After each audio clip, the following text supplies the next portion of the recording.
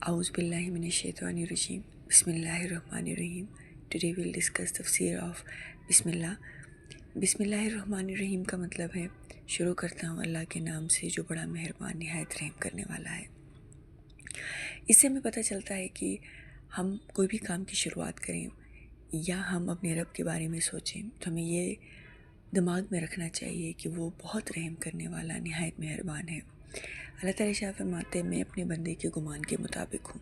अगर वो सोचे कि वो मैं रहमान हूँ, रहीम हूँ, तो यकीनन मैं उसके साथ वही मामला करूँगा। लेकिन किसी को लगता है कि अल्लाह ताला उसके ऊपर कोई अज़ाब लेकर आएंगे या उसके साथ बहुत बुरा होगा, तो अल्लाह ताला अपने बंदे के गुमान के मुताबिक काम करते हैं। जबकि अल्लाह ताला ख़ुद तो इरशाद फरमाते हैं कि मेरी रहमत मेरे गज़ब से पड़ी हुई है। ये आयत हमें ये बताती है कि हर काम की शुरुआत हमें अल्लाह ताला का नाम लेकर उसके ऊपर एक उम्मीद से करनी चाहिए, बजाय इसके कि हम अल्लाह ताला की तरफ से नाउमीदी को अपना मंशूर बना लें। हमें कोशिश करनी चाहिए कि हम उसकी तरफ से हमेशा पुरुमीद रहें और उसके रहमत से और उसकी मेहरबानी से नाउमीद ना हो, क्योंकि नाउमीदी कुफ्र है।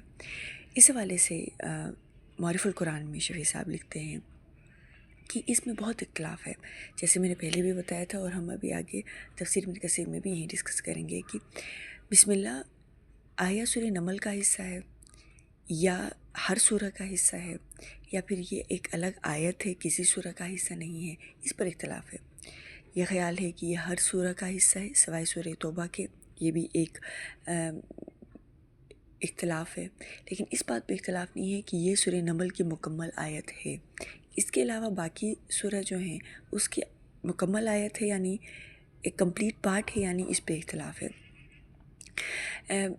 इमाम अबू आज़म यानी अबू हनीफ़ा कहते हैं कि बिस्मिल्लाह बजूज़ सूरह नमल के और किसी सूरह का जुज़ नहीं है, बल्कि ये एक मुस्तकिल आयत है जो हर सूरह के शुरू में दो सूरतों के दरमियान फ़ासले के लिए या इम्तियाज़ के लिए शामिल की गई है। और मुझे भी ऐसा लगता है कि एक इंडिपेंडेंट आयत है जो कि हर सूरह के शुरू में मेंशन की जाती है।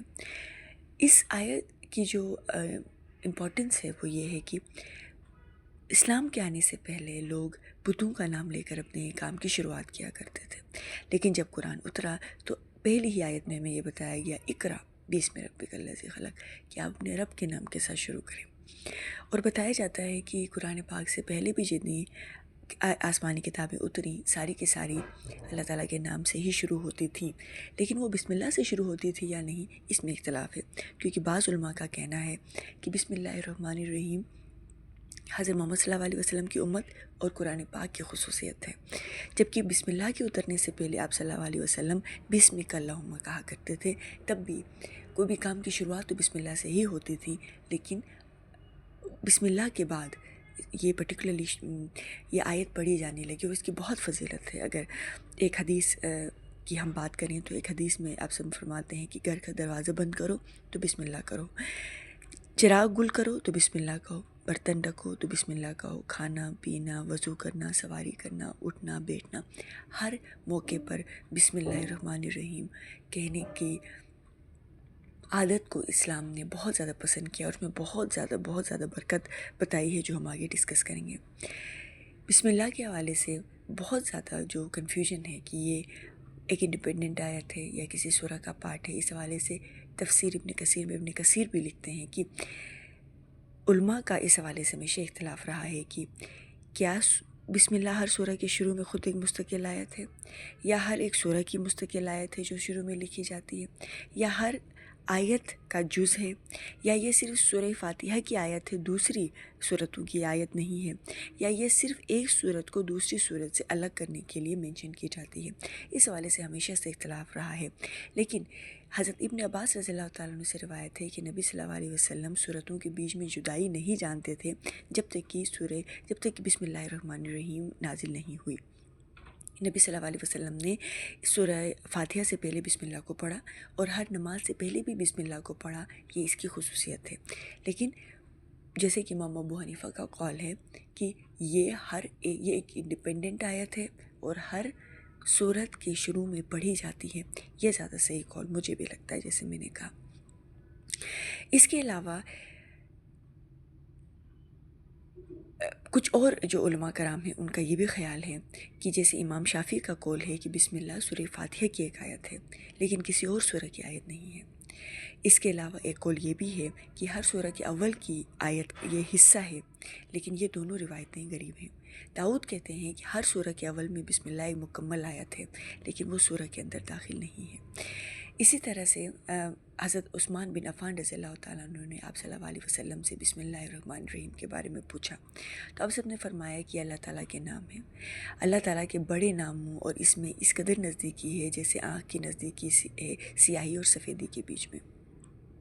ایک بار آپ صلی اللہ علیہ وسلم نے ارشاد فرمایا کہ حضرت عیسیٰ علیہ السلام کی والدہ انہیں ایک معلم کے پاس لے کر گئی تو معلم نے کہا بسم اللہ۔ حضرت عیسیٰ علیہ السلام نے پوچھا کہ بسم اللہ کا کیا مطلب ہے؟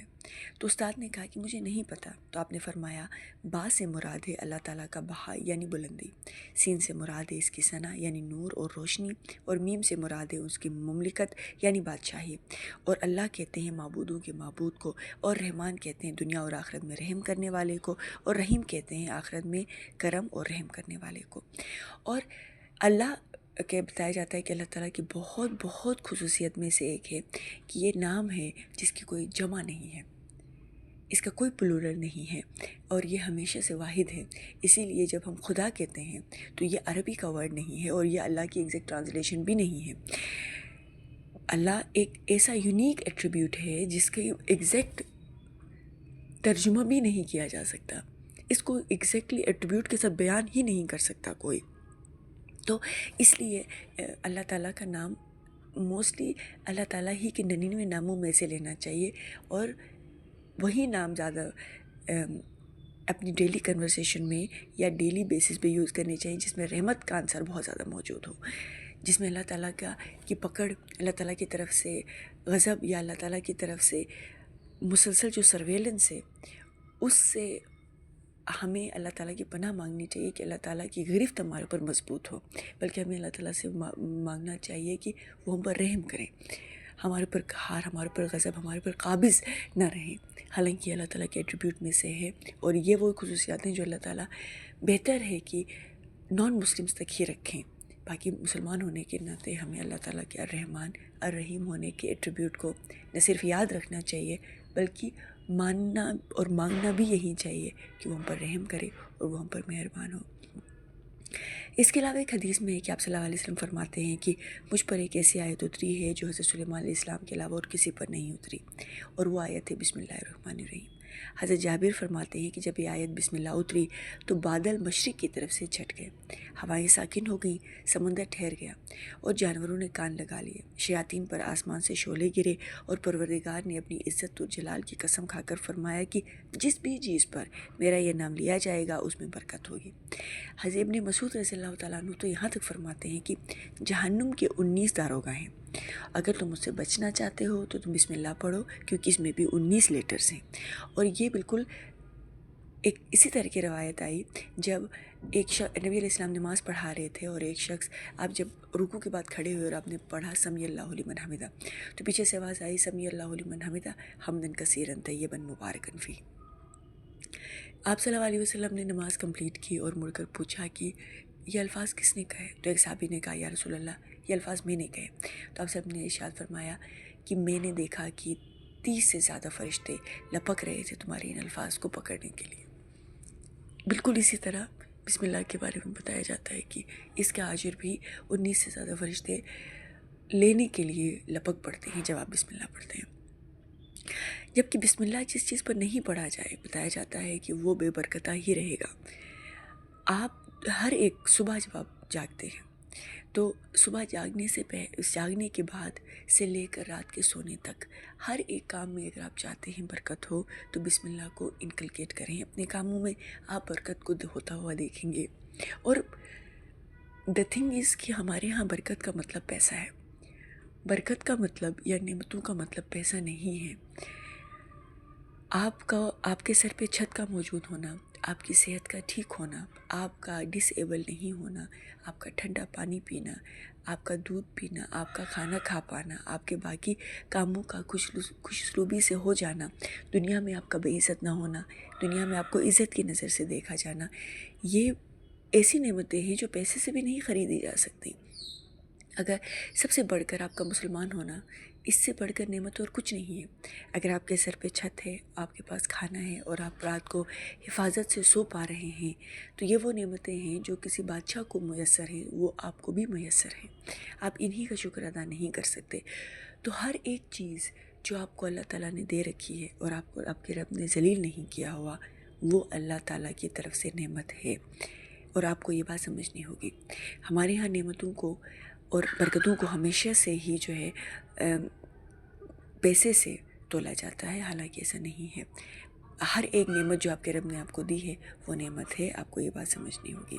تو ہر ایک چیز جس میں آپ چاہتے ہیں کہ آپ کو برکت ملے، تو بسم اللہ کو اپنے روٹین میں شامل کریں، ایکسیپٹ گناہوں کے، کہ آپ گناہوں سے پہلے، اور کوشش تو ویسے بھی کرنی چاہیے کہ گناہ نہ ہو، اور نعوذ باللہ اس کے اوپر سے آپ، کوئی بندہ شراب پی رہا ہے، کوئی بندہ حرام کھا رہا ہے، کوئی بندہ کسی کے ساتھ زیادتی کر رہا ہے اور اس سے پہلے وہ بسم اللہ پڑھ رہا ہے، تو یہ تو obvious سی بات ہے کہ آپ کو آپ کے رب کی طرف سے رحمت تو ویسے بھی نہیں ملنی۔ کوشش کریں کہ اپنے جو بھی کام ہیں ڈیلی کے، اس کے پہلے بسم اللہ کو پڑھیں اور آپ اس کی برکتوں کو اور رحمتوں کو محسوس کریں گے۔ This was all from the introduction and تفسیر آف بسم اللہ الرحمن الرحیم۔ صدق اللہ علیہ وسلم۔